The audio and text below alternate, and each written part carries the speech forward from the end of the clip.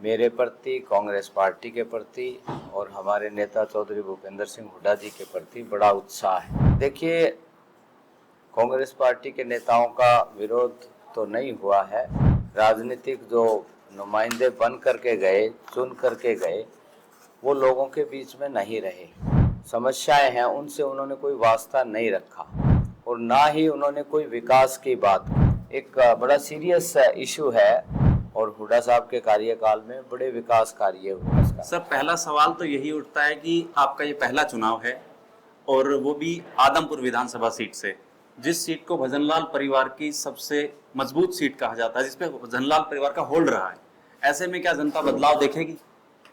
देखिए, जनता में जब से मैं उम्मीदवार बन के आया, लोगों का, आदमपुर हलके की जनता का मेरे प्रति, कांग्रेस पार्टी के प्रति और हमारे नेता चौधरी भूपेंद्र सिंह हुड्डा जी के प्रति बड़ा उत्साह है। जब जहाँ भी गए हैं, गांव में हम गए हैं, लोगों ने बड़े उत्साह के साथ और जोश के साथ हमारा स्वागत किया है। सारा गांव निकल के बाहर आया है। महिलाएं हों, युवा हों, बुजुर्ग हों, दूसरे भाई हों, पूरा गांव और खुल के उन्होंने स्वागत किया है।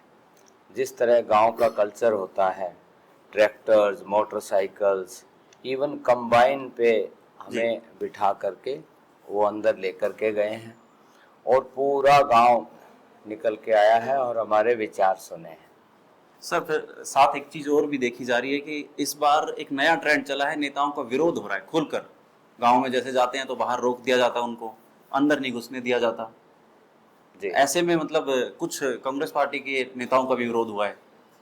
देखिए, कांग्रेस पार्टी के नेताओं का विरोध तो नहीं हुआ है, लेकिन लोगों में इस तरह का बड़ा आक्रोश है कि यहाँ पे जो राजनीतिक जो नुमाइंदे बन करके गए, चुन करके गए, वो लोगों के बीच में नहीं रहे।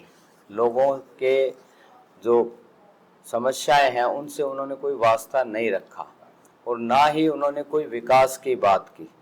आप ग्रामीण अंचल में चले जाएं, आप मंडी आदमपुर में देख लें, चारों तरफ सड़कें टूटी हुई हैं। जो सीवरेज की लाइंस हैं उनमें लीकेज है, सड़कों पे सीवरेज का पानी आ रहा है और पीने के पानी की और जो सीवरेज के पाइप लाइंस हैं उनके आपस में कनेक्टिविटी हुई हुई है। तो ये तो एक बहुत ही एक बड़ा सीरियस इशू है। इसी तरह से शिक्षा की सुविधाओं की मुहैया कराने की बात है, स्वास्थ्य सेवाओं की बात है, या हमारे जो किसान हैं उनके खेतों में पानी पहुंचाने की बात है, या जो मौजूदा उनके जो नाले हैं, खाल जिसको कहते हैं, उन खाल को रिपेयर कराने की बात है। तो कहीं भी किसी भी दिशा में ना रिपेयर कराई गई, ना उनकी कोई ऐसा प्रयास यहाँ के नुमाइंदे द्वारा नहीं किया गया, भारतीय जनता पार्टी के नेताओं द्वारा नहीं किया गया कि टेल तक पानी पहुंचे। आदमपुर की लोगों क्या क्या समस्या बता रहे हैं सर?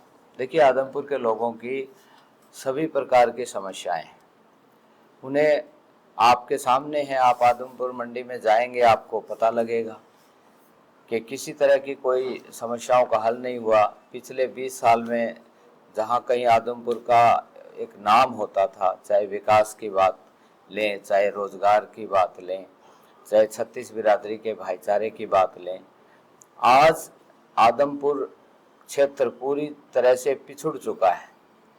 जो मौजूदा परिस्थितियों में आदमपुर जैसा होना चाहिए था वो बिल्कुल नहीं है। आप दूसरे हरियाणा के इलाकों में जाएं, कांग्रेस पार्टी के और हुड्डा साहब के कार्यकाल में बड़े विकास कार्य हुए, नए नए प्रोजेक्ट आए, सड़कों का जाल बिछा, पीने के पानी की बात हो, सिंचाई के पानी की बात हो, सभी प्रकार की। लेकिन आदमपुर हलके का एक अलग से ही जो सीन है वो उभर के आया है। ये तो पिछड़ा, इसको तो पूरी तरह से विकास ना करा करके इसको पीछे धकेलने का काम किया गया है। सर, बीजेपी ये भी कह रही है कि कांग्रेस को 10 साल से जनता ने नकार रखा है और इस बार भी वो पूर्ण बहुमत के साथ सरकार बनाएंगे। इस पर कुछ? निश्चित देखिए, बीजेपी को तो जनता में बड़ा आक्रोश है। 36 जो बिरादरी हैं उनमें बड़ा आक्रोश है बीजेपी के प्रति। तभी आपने ही सवाल किया कि उनको गांव में जाने में लोग सवाल करते हैं और करते हैं, तो ये तो जवाब आपके ही पास है। सर वो कांग्रेस के किसी नेताओं भी पर तरह विरोध की हुआ। बात करें, देखिए जो कांग्रेस पार्टी के समय में जो 36 वर्ग के भले की नीतियां बनाई गई उनको धरातल पे लागू किया गया। भारतीय जनता पार्टी ने एक एक करके उनको बंद करने का काम किया। और दूसरी बात, जो नीतियां बंद नहीं कर सके उनको उन्होंने अनावश्यक शर्तें लगा दी। परिवार पहचान पत्र ले आए, परिवार पहचान पत्र में जो वार्षिक आय गलत दिखाई गई। एक बुजुर्ग महिला है गांव की, उसकी क्या इनकम होती है, परिवार पहचान पत्र देखेंगे उसमें 20 से 30 हजार रुपये उसकी वार्षिक आय दिखाई हुई है।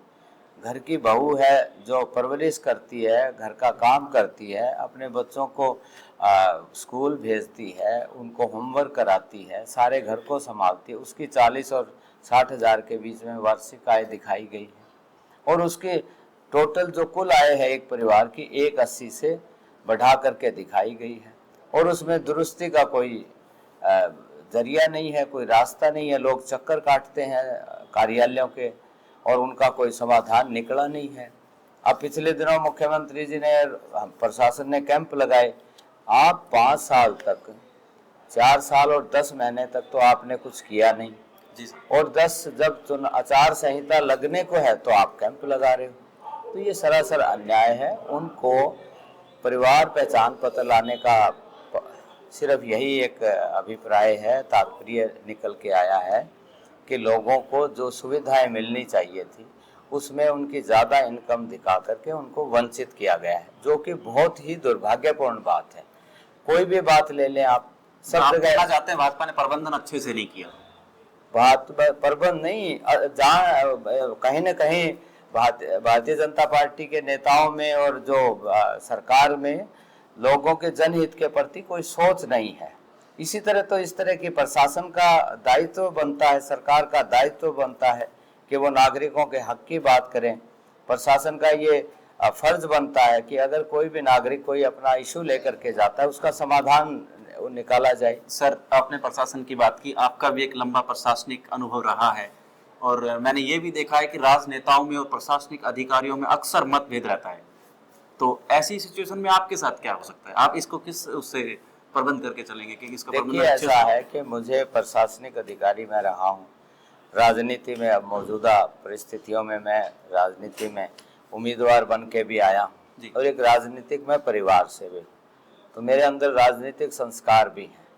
और प्रशासनिक समाज कब तरक्की करता है, हमारी नई युवा पीढ़ी कब तरक्की करती है, जब राजनीतिक, सामाजिक और प्रशासनिक समावेश होकर के चलता रहता है, तब हमारी नई पीढ़ी तरक्की करती है। आदमपुर के लोग आपको विधानसभा में ले जाते हैं, तो सबसे पहले क्या कार्य होगा? देखिए हमारा सबसे पहले तो जो विकास का, जो विकास शब्द है उसकी उसके मायने बहुत गहरे हैं। उसमें हर चीज़ आती है, शिक्षा की बात उसमें आती है, स्वास्थ्य सुविधाएं देने की बात आती है, किसान के लिए पानी सिंचाई के लिए हो, पीने के लिए पानी सबको मिले, बिजली की सप्लाई हो, दूसरी सड़कें हों, नई बिल्डिंग्स हों, गांव में क्या ज़रूरतें हैं हर गांव की, जो इन टोटलिटी उनकी बात हो।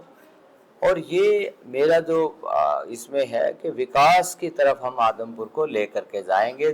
जो पिछले 20 साल में पिछड़ा है आदमपुर, कहीं विकास में सबसे आगे होता था, अब पिछड़े हुए इलाकों में, पिछड़े क्षेत्रों में आदमपुर का नाम लिया जाता है। तो हमारा प्रयास यही होगा कि हम विकास का एक नया अध्याय और नई पटकथा लिख करके आदमपुर को विकास की ओर लेकर के जाए। सर एक छोटा सा सवाल और, कांग्रेस ने अपना घोषणा पत्र जारी किया, उसमें कुछ वादों का जिक्र है। अगर कांग्रेस की सरकार बनती है तो उन वादों को कितने दिनों में अमली जामा पहनाया जा सकता है? देखिए उसमें, क्योंकि मैं मैनिफेस्टो कमेटी का मेंबर सेक्रेटरी भी रहा हूँ, मेंबर भी रहा हूँ, हमने बड़ा डिटेल में सब लोगों के बीच में हम गए हैं, लोगों के सुझाव लिए हैं।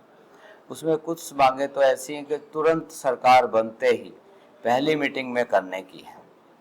जैसे ओपीएस की बात है, जैसे बुढ़ापा पेंशन की बात है, महिलाओं को 2000 रुपये देने की बात है, 25 लाख रुपए का फ्री इलाज करने की बात है, या किसानों के हित की बातें हैं। तो उसमें तो जैसे ही होगा जल्द से जल्द पहली मीटिंग में, और फिर ये तो निश्चित तौर से क्योंकि प्रपोजल तैयार होती हैं, सारा आंकलन होता है, तो करके इसमें जल्दी से जल्दी हमारी तरफ से प्रयास होगा कि जो घोषणाएं की गई है उनको लागू किया जाए और धरातल पे लोगों को फायदा पहुंचे। आदमपुर के वोटरों को क्या करना चाहिए सर, आखिरी सवाल। आदमपुर के वोटरों से मेरी यही अपील है, पुरजोर अपील है, कि वो एक भावनात्मक ट्रैक पे ना सोच के अगली पीढ़ी के भले में क्या है, छत्तीस बिरादरी के भाइयों के हक में क्या है, उनके हित में क्या है, सोच करके वो कांग्रेस पार्टी के पक्ष में मतदान करें।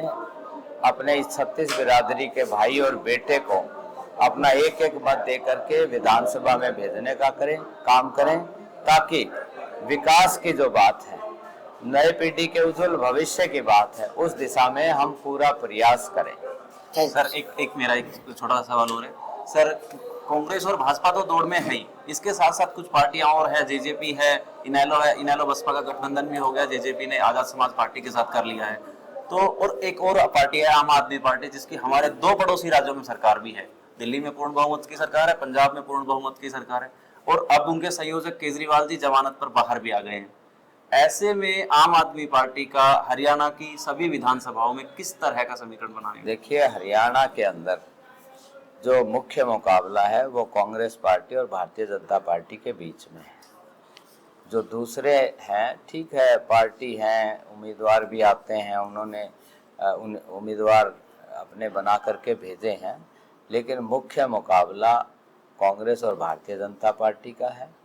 और दूसरा कोई इतना ज़्यादा उनका कुछ वजूद नज़र नहीं आता विधानसभा के चुनाव की बात करें तो। सर एक छोटा सा सवाल और, लोकसभा में इंडी गठबंधन के तहत चुनाव लड़ा गया था, फिर उसके बाद पंजाब में आम आदमी पार्टी ने कहा हम अलग से लड़ेंगे, अब हरियाणा में भी सेम बात देखने को मिली, कांग्रेस में हुड्डा जी ने कहा कि नहीं हम अलग से लड़ेंगे, केजरीवाल जी से समझौता नहीं कर पाए।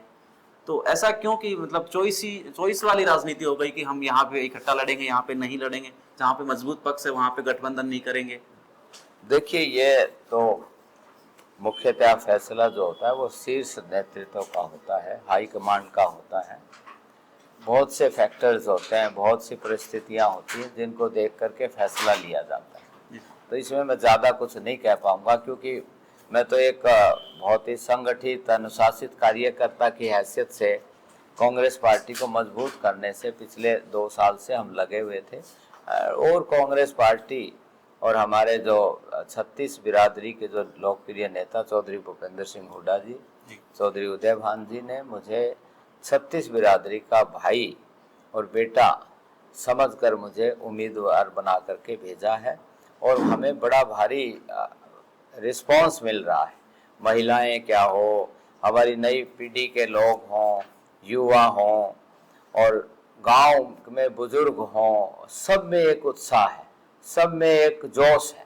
कांग्रेस पार्टी की लहर है चौधरी भूपेंद्र सिंह हुड्डा जी के नाम पे, और निश्चित तौर से कांग्रेस पार्टी की जीत होगी। आदमपुर से हम 200% जीत करके जाएंगे, और नया अध्याय लिखने का, जो विकास का अध्याय होगा, वो लिखने का काम चौधरी भूपेंद्र सिंह हुड्डा जी के और चौधरी उदय भान जी के, हमारे जो युवा सांसद हैं दीपेंद्र सिंह हुड्डा जी, हमारे जो नेता और सांसद चौधरी जयप्रकाश जी के, उसमें हम साथ उनके मार्गदर्शन में, उनकी शुभकामनाओं से इस आदमपुर हलके को बदलने का काम करेंगे। सर एक आखिरी सवाल है, आप एक रिटायर्ड आईएएस ऑफिसर हैं, और आजकल ट्रेंड में देखा गया है बच्चों का यूपीएससी की तरफ बहुत ज़्यादा झुकाव है, या प्रशासनिक सेवाओं की तरफ बहुत ज़्यादा झुकाव है, तो युवाओं के लिए कोई संदेश जिससे कि उनके अच्छे भविष्य की तरफ वो जा सके? देखिए, हमारा प्रयास ये होगा कि सभी युवाओं को अच्छी से अच्छी शिक्षा प्राप्त करने का अवसर हम उनको दें, जो कि एक चुने हुए प्रतिनिधि और सरकार का दायित्व बनता है जी। और उनसे, बच्चों से, हमारा जो नई पीढ़ी है उससे यही अपील है कि वो शिक्षा की तरफ उनका पूरा हम रुझान, और हमारा जागरूकता अभियान भी रहेगा, लोगों से मिलजुल करके चलेंगे कि वो अच्छी से अच्छी शिक्षा प्राप्त करें, यूपीएससी के उसमें एचपीएससी का है, दूसरे कॉम्पिटिटिव एग्ज़ाम्स में वो बैठें, और दूसरे बहुत लाइंस हैं, डॉक्टर बनने की बात है, इंजीनियर बनने की बात है। और हरियाणा में तो सुविधाएं, आईआईएम हरियाणा में है, आईआईटी है और दूसरी संस्थाएं हैं। तो हमारा सबको उन्हीं को यही होगा कि शिक्षा की तरफ उनका रुझान हो, स्वास्थ्य की तरफ और खेलों में उनका पार्टिसिपेशन हो, और वो जो एक समय है उनका, जो ज़िंदगी का एक मेन समय होता है, उसका फ़ायदा उठाते हुए अपने उज्जवल भविष्य बनाने की ओर बढ़ें। Thank you sir. ओके।